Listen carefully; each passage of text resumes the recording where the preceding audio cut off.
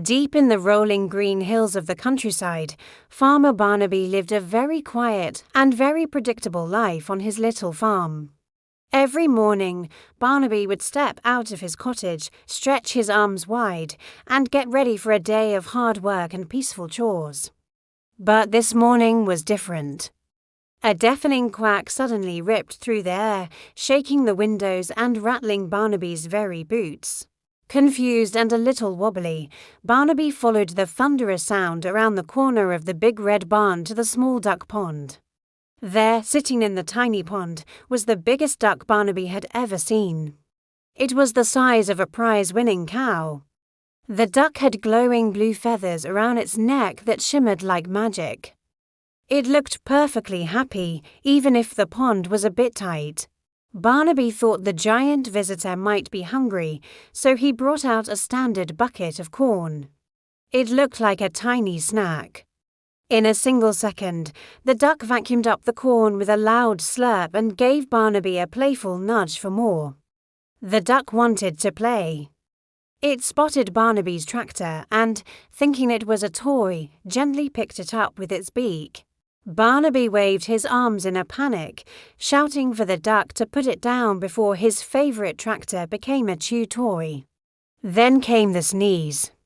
A tickle in the giant duck's nose turned into a windstorm that sent Barnaby's laundry flying across the farm. Even bedtime was a challenge. The giant duck tried to follow Barnaby into the barn but ended up stuck right in the doorway. As night fell, a sneaky fox crept through the shadows, eyeing the chicken coop for an easy midnight snack, but our giant friend was watching. Suddenly, the blue feathers on its neck began to glow with a brilliant, magical light, with a majestic quack that echoed like a bell. A wave of magic washed over the farm and hit the startled fox.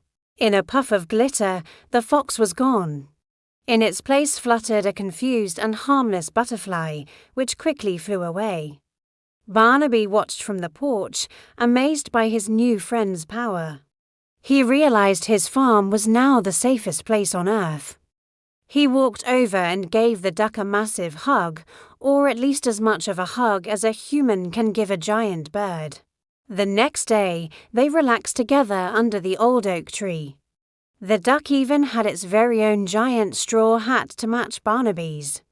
Word spread quickly, and soon the farm became famous for its giant magical guardian who kept the peace with a quack. As the sun set on Sunnyside Farm, Barnaby knew life would never be boring again. Sometimes the biggest surprises come in the fluffiest packages. And with one last, resonant quack, the giant duck settled in for a good night's sleep. Sweet dreams, giant friend.